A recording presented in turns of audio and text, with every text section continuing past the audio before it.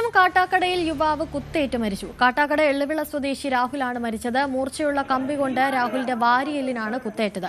ആശുപത്രിയിൽ എത്തിച്ചെങ്കിലും മരണം സംഭവിക്കുകയായിരുന്നു. CCTV ദൃശ്യങ്ങൾ കേന്ദ്രീകരിച്ച് അന്വേഷണം തുടരുകയാണ്.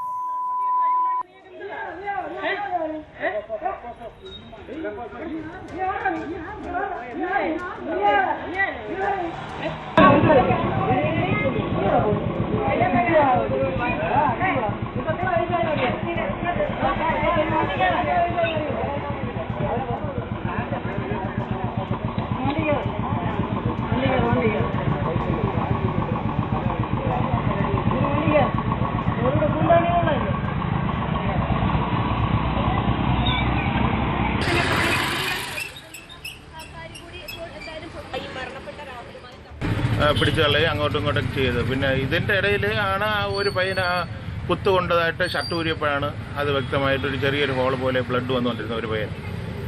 അങ്ങനെ ബ്ലഡ് വന്നുകൊണ്ട് നിന്നെങ്കിലും അവൻ മറ്റുള്ളവരോട് വഴക്കുണ്ടാക്കി തന്നെ ഇറങ്ങി വീഴ എടുക്കുകയൊന്നും ചെയ്തില്ല. അങ്ങനെ തന്നെയാണ് നിന്നത്.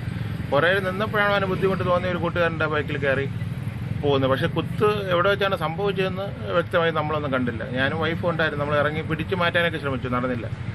അപ്പോൾ ആ വീഡിയോ ദൃശ്യത്തിൽ ഞങ്ങൾ ഇറങ്ങി പിടിക്കുന്ന കാര്യങ്ങളൊക്കെ ഉണ്ട്. പക്ഷേ ആ എന്താണ് പ്രശ്നമെന്ന് പോലും നമുക്ക് അറിഞ്ഞുകൂടായിരുന്നു. പിന്നീടാണ് ഈ പെണ്ണ് കേസാണ് അങ്ങനെ ഇങ്ങനെയൊക്കെ ഓരോരുത്തർ പറയുന്നത്. മരിച്ച പയ്യനെ അറിയാം, പിന്നെ നമ്മൾ തൊട്ടടുത്തുള്ള പയ്യന വ്യക്തമായിട്ട് അറിയാവുന്ന പയ്യൻ തന്നെ. പിന്നെ മറ്റേ വേറൊരു പയ്യൻ വന്ന പയ്യനും അതിൻ്റെ കൂടെ വന്ന ആളിനെ അറിയാം. കോട്ടപ്പുറത്തുള്ള ഒരു പയ്യനായിരുന്നു. അവൻ്റെ ശേഷാരൻ എന്തോ ആണെന്ന് തോന്നുന്നു. അവർ അറിയാവുന്ന ആൾക്കാരെയാണ് കംപ്ലീറ്റ് ഇവിടെ ഉണ്ടായിരുന്നത്. കുത്തിയായിരുന്നു വ്യക്തമല്ല. കുത്ത് കൊണ്ടത് മാത്രം ഒരു 10:40.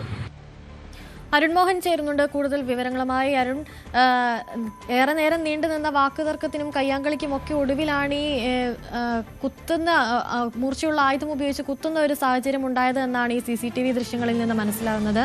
ഈ വാക്കുതർക്കത്തിന് പിന്നിലെ കാരണം എന്തായിരുന്നു? അതുപോലെ തന്നെ CCTV ദൃശ്യങ്ങൾ കേന്ദ്രീകരിച്ചുള്ള അന്വേഷണം ഇപ്പോൾ പുരോഗമിക്കുകയാണല്ലോ. അതിൽ എന്തെങ്കിലും പുതിയ വിവരങ്ങൾ ലഭിക്കുന്നുണ്ടോ? തീർച്ചയായും അനുശ്രീ, ഇപ്പോൾ പോലീസ് അന്വേഷണം തന്നെയാണ്. ഇന്നലെ രാത്രി 11 മണിയോടുകൂടിയായിരുന്നു കാട്ടാക്കട ഈ പറയുന്ന സംഭവം ഉണ്ടാകുന്നത്. ഈ പറയുന്ന രാഹുലിനാണ് കുത്തേൽക്കുന്നത്. നമുക്ക് മനസ്സിലാക്കാൻ കഴിയുന്നതനുസരിച്ച് 3 സംഘം ഇവിടെ നിന്ന് തർക്കമുണ്ടാകുന്നു. തർക്കത്തിനിടയിലായിരുന്നു ഈ രാഹുലിന് കുത്തേൽക്കുന്നതും തുടർന്ന് ആശുപത്രിയിൽ എത്തിക്കുന്നതും ആശുപത്രിയിൽ നിന്ന് കാട്ടാക്കടയിലെ ഒരു സ്വകാര്യ ആശുപത്രിയിൽ എത്തിക്കുന്നതും തുടർന്ന് മെഡിക്കൽ കോളേജിൽ എത്തിച്ച് മരണം സ്ഥിരീകരിക്കുകയായിരുന്നു. ഇപ്പം മൃതദേഹം തിരുവനന്തപുരം മോർച്ചറിലാണുള്ളത്. നമുക്ക് മനസ്സിലാക്കാൻ കഴിയുന്നതനുസരിച്ച് ഒരു ബൈക്ക് വിറ്റതുമായി ചൊല്ലിയുള്ള ഒരു തർക്കമാണ് ഈ ഒരു വിഷയത്തിലേക്ക് എത്തുന്നത്. ബൈക്ക് ഇടപാടുമായുള്ള ഒരു തർക്കമാണ് അത്. ഈ വിറ്റയാൾ ഈ പറയുന്ന മരിച്ച ആളിന്റെ വീട്ടിലേക്ക് ഫോൺ വിളിച്ചപ്പോൾ അദ്ദേഹത്തിന്റെ സഹോദരി ഫോൺ എടുക്കുന്നു. സഹോദരിയോട് മോശമായി സംസാരിച്ചു. ഇതിനെ ചൊല്ലിയുള്ള തർക്കമായിരുന്നു ആക്രമണത്തിലേക്ക് എത്തിയെന്നുള്ളതാണ് നമുക്ക് പ്രാഥമികമായി മനസ്സിലാക്കാൻ കഴിയുന്നത്. എന്തായാലും ഇപ്പോൾ അറിയാൻ കഴിയുന്നത് സംഭവവുമായി ബന്ധപ്പെട്ട പ്രതിയിലേക്ക് പോലീസ് എത്തി. പ്രതി ഒരാൾ കസ്റ്റഡിയിലായി എന്നുള്ളൊരു സൂചനയുണ്ട്. കാട്ടാക്കട പോലീസാണ് അന്വേഷണം നടത്തിയിട്ടുള്ളത്.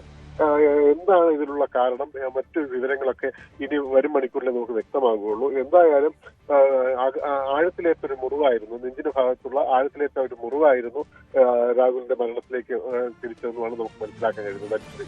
അരുൺ മോഹൻ, അതുപോലെ തന്നെ ഈ അക്രമി സംഘം ഇതിനു മുൻപ് എന്തെങ്കിലും തരത്തിലുള്ള ക്രിമിനൽ പശ്ചാത്തലമുള്ള ആളുകളാണോ? അത്തരത്തിൽ എന്തെങ്കിലും വിവരങ്ങൾ ലഭിക്കുന്നുണ്ടോ? തീർച്ചയായും പോലീസ് അതെല്ലാം അന്വേഷിക്കുന്നുണ്ട്. കാരണം ഈ പറഞ്ഞ ഈ സംഭവവുമായി ബന്ധപ്പെട്ട് 3 പേരിലേക്കാണ് കേന്ദ്രീകരിച്ച് പോലീസ് നിൽക്കുന്നത്. അതിൽ കാട്ടാക്കട സ്വദേശിയായ ഒരു പ്രധാന ഈ പറയുന്ന മരിച്ച രാഹുലുമായി ബന്ധമുള്ളൊരു യുവാവും കൂടിയാണെന്ന് മനസ്സിലാക്കി കഴിയുന്നത്.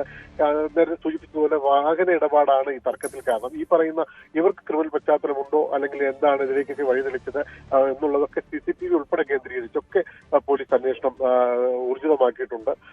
വരും മണിക്കൂറുകളിൽ വ്യക്തമായ ഒരു സൂചന നമുക്ക് നൽകാൻ കഴിയുമെന്ന് തന്നെയാണ് പോലീസ് പറയുന്നത്.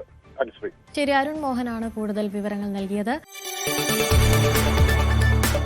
കൂടുതൽ വാർത്തകൾക്ക് News 18 Keralam YouTube channel subscribe ചെയ്യുക.